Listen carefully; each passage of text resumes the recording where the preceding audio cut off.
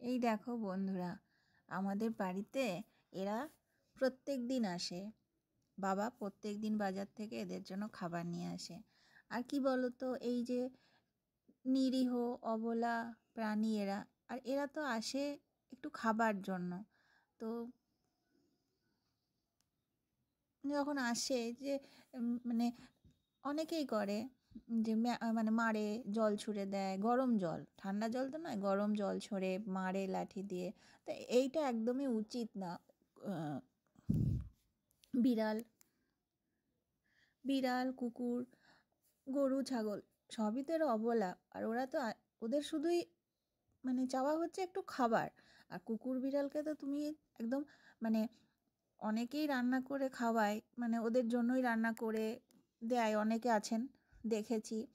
তো কিন্তু বেশিরভাগ কী করে না, ওই খাবার পর যেটুকু যা পড়ে থাকে সেইগুলোই দেয় তাতে, এবং ওরা এতেই খুশি।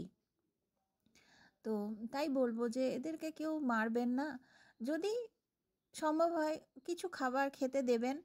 আর ওরা তো বলছে না যে মানে না খেয়ে আমাকে দাও, এরকম তো নয়, তোমাদের খাওয়া হলে যেটুকু থাকবে সেটাই দেবে, মানে সেটাই তো ওদের চাওয়া। তো কেউ মারবেন না অবলা প্রাণী। এই গরু ছাগল কুকুর বিড়াল এরা তো অবলা। গরু ছাগল তো তবু মানুষ বাড়িতে পোষে, ওদের যত্ন করে, কিন্তু এই রাস্তার কুকুর বিড়াল, বিশেষ করে কুকুরদের ওপর তো খুবই অত্যাচার করে মানুষ। তো সেটা দেখে খুব খারাপ লাগে।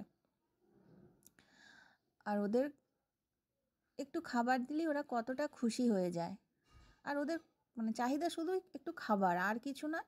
আর মানুষের একটু ভালোবাসা, একটু হাত বুলিয়ে দিল মাথায়, এই তো এইটুকুই ওরা চায়।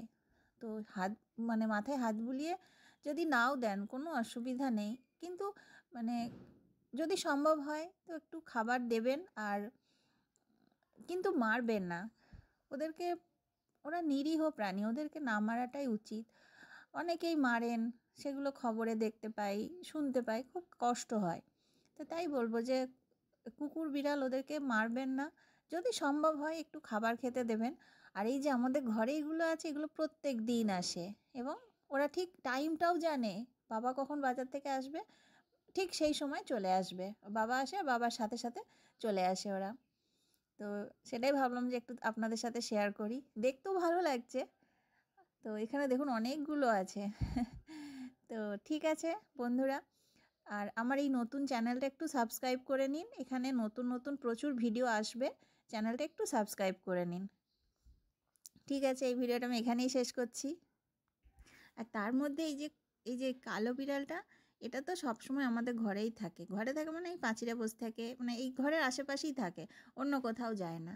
আর আর একটা বিড়াল দেখুন একদম কালো, মানে এই কালো একটা কালো তো কালো সাদা মেশানো, আর একটা আছে দেখুন ছোট, একদম কালো। এই বিড়ালটাকে দেখে অনেকেই মানে